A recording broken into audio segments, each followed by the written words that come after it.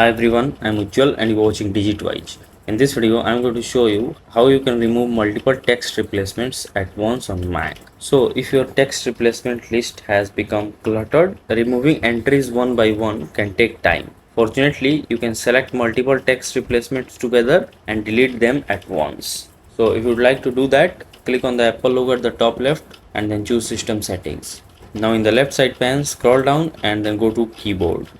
Now here go to text replacements and here you will be prompted by the list of text replacements you have added so far. So instead of removing them one by one, it takes so many time. So to select all of them at once, all you just need to select one and then press the command key on your keyboard and then start selecting all of them.